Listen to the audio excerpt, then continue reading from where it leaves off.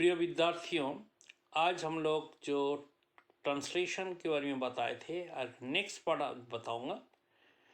यहाँ लिखा हुआ देखो इस स्लाइड में, जो one major outcome of initiation is placement of initiator tRNA in the P site. तो पहले हम लोग बताए थे जो राइबोसोम की जो बड़ी उप इकाई है, उस बड़ी उप इकाई में दोनों कुर्सी लगी रही थी। एक कुर्सी जो है ए साइट, दूसरा पहला कुर्सी होगा पी साइट और सेकंड कुर्सी होगा ए साइट। हम लोग जानते हैं हर अधिकारी का एक पीए होती है। आप याद रखना, पीए मतलब है, पी मतलब है पेप्टिडाइल साइट, ए मतलब है एमिनो एसिड साइट। तो पेप्टिडाइल साइट में क्या होगा, जो ग्रोइंग पॉलीपेप्टाइड जो है प्रोटीन के श्रृंखल है वो पी के साथ जुड़ा रहेगा। ए साइट का कार्य क्या है ना, हमेशा जो चार्ज टीआरएनए है पहला आके ए साइट में आएगा। तो पी और ए के अंदर जो बॉन्डिंग होंगी, जो एमिनो एसिड एक पी के ऊपर कंधे में है और ए के कंधे में है, तो आपस में जो CONH बॉन्ड और पेप्टाइड बॉन्ड होगा, पेप्टाइड बॉन्ड होते ही जो डाइपेप्टाइड बनेगा उस डाइपेप्टाइड पी साइड में होकर फिर ए साइड खाली हो जाएंगे। तो ए साइड का नाम इसीलिए रखा गया एमिनो एसिड एक्सेप्टर साइट। हमेशा जो टीआरएनए जो कोड वर्ड लिखी हुई है उस कोड वर्ड से संबंधित जो एमिनो एसिड्स है, उस एमिनो एसिड्स के साथ ये जो टीआरएनए के साथ बंधन कर जब चार्ज टीआरएनए होगा, उस चार्ज टीआरएनए के लिए कुर्सी जो है वो ए साइड है। तो हर वक्त पॉलीपेप्टाइड जो है वो कहाँ शिफ्टिंग होगा ना, पी साइड पर होंगे। तो स्टार्ट कोडन का याद रखना है बेटा, ये आपको एक नंबर के क्वेश्चन में पूछेगा, बताइए स्टार्ट कोडन कौन सी है ना, AUG। इसे कहते हैं हम इनिशिएशन कोडन भी कहते हैं, बा आरंभन कोडन भी कहते हैं, बा स्टार्ट कोडन कहते हैं।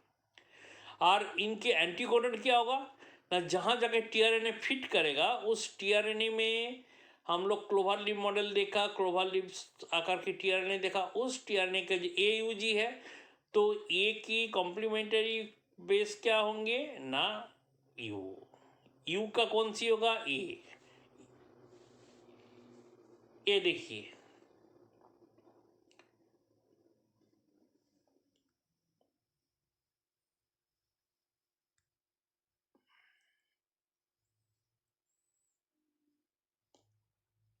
ये देखिए यहाँ कैसे लिखा गया है, स्टार्ट कोडन। स्टार्ट कोडन मतलब AUG कोडन। एंटी कोडन क्या होगा, UAC। The small ribosomal subunit attaches to 5 prime end of mRNA। छोटा सा यूनिट कहाँ होगा ना, 5 प्राइम एंड mRNA के हम लोग बताए थे दो हिस्सा है। शुरुआती हिस्सा को कहते हैं 5' दिशा, और जो अंतिम हिस्सा है 3' दिशा होता है। तो इस 5' दिशा पर mRNA जो है उसके साथ स्मॉल राइबोसोमल सब यूनिट जो है ये जुड़ा रहता है।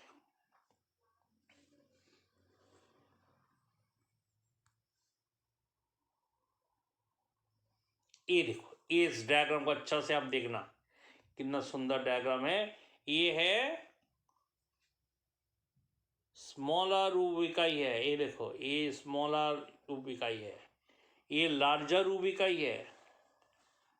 यहाँ ये देखो एंटीकोडन लूप लिखा हुआ है, ये देखो एंटीकोडन, जो तीनों डंडे जैसा विकेट विकेट जो क्रिकेट की विकेट जैसा दिख रहा है, ये चार्ज्ड एमिनो टीआरएनए है।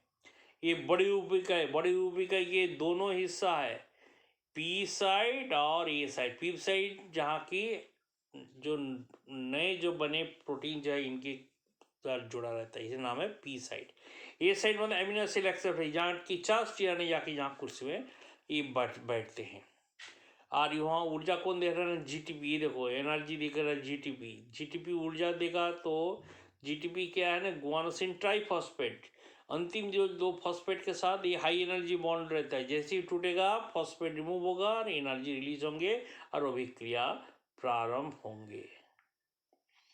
यहाँ पे लिखा हुआ है, यहाँ आप देख पा रहे हैं, ये अच्छा से आप पढ़ना।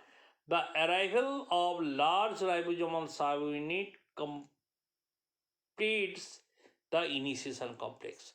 जो आरंभन जो इनिशिएशन कॉम्प्लेक्स पर आरंभन जटिल जो निर्माण होना, ये लार्जर उप इकाई का एसोसिएशन जुड़ने के बाद ही प्रारंभ होता है।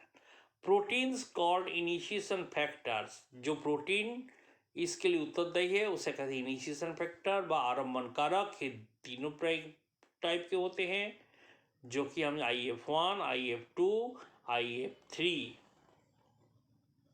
यहाँ हम लोग दिख रहा है। ये देखो यहाँ लिखा गया, देखो ये small ribosomal subunit binds to a molecules of mRNA in a prokaryotic cell. The mRNA binding site on this subunit recognizes a specific nucleotide sequence on the mRNA just upstream of the start codon. Start codon हम लोग अभी बात कर रहे थे, कौन सी है ना, AUG कोडन को स्टार्ट कोडन कहते हैं। उसकी एंटी कोडन कौन सी है, UAC। This tRNA carries this amino acids methionine. तो एक बेटा हमेशा क्वेश्चन पूछता है आपको, एफमेट tRNA और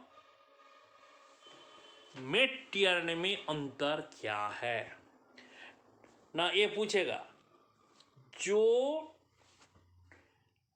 tRNA केवल मेट tRNA है वो प्रोटीन के बीच की जो मेथियोनिन है उससे संबंधित है, उस मेथियोनिन से चार्ज होगा तो उसे कहेंगे met tRNA।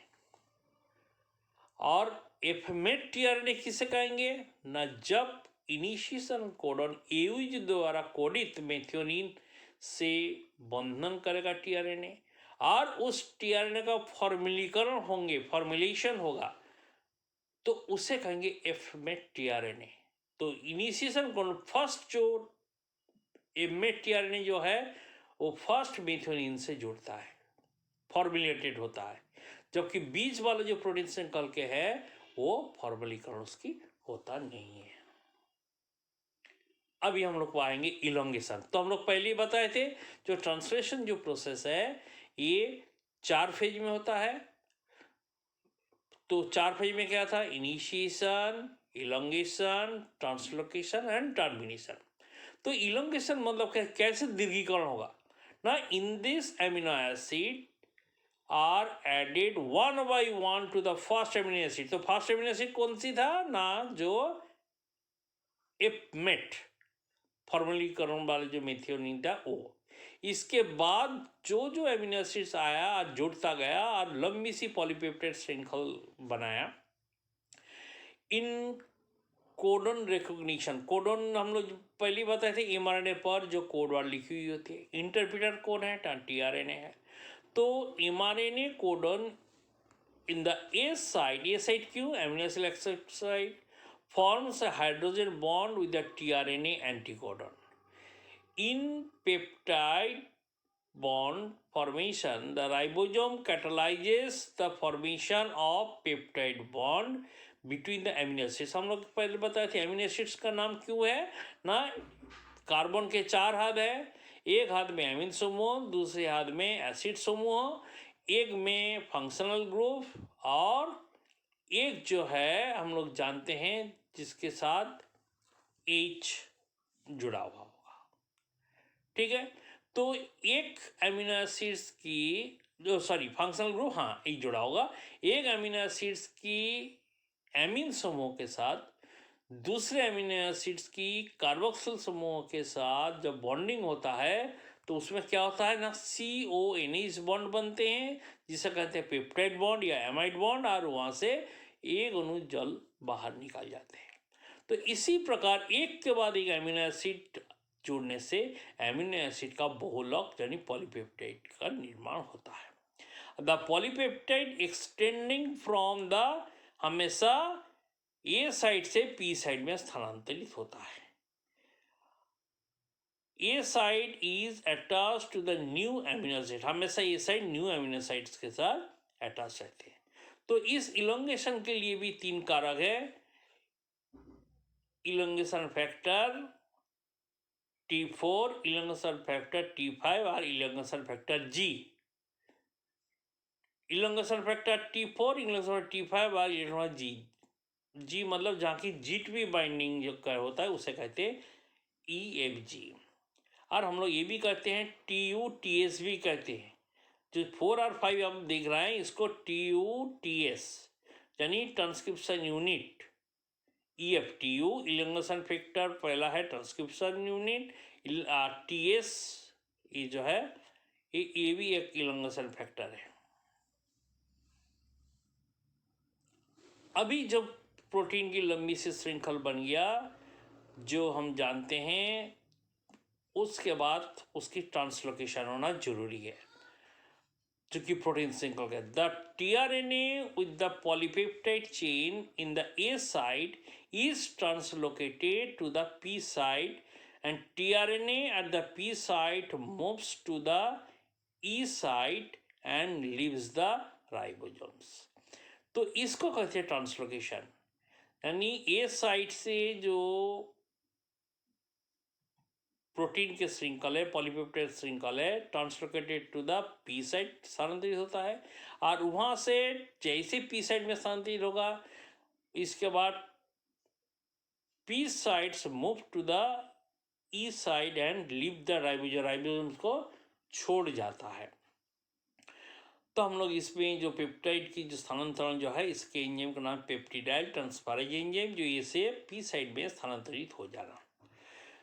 The ribosome moves down the mRNA in the 5'3' direction। जो 5' से 3' डायरेक्शन में क्या होता है ना, राइबोसोम जो है ये मूव करते हैं mRNA पर।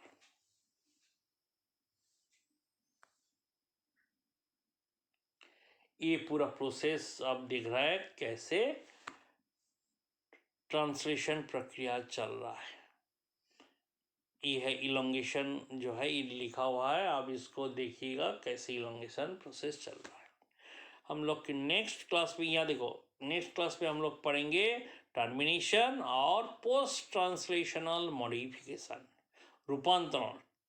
प्रोटीन सिंथेसिस के बाद जो रूपांतरण प्रक्रिया है कैसे होता है वो हम लोग पढ़ेंगे।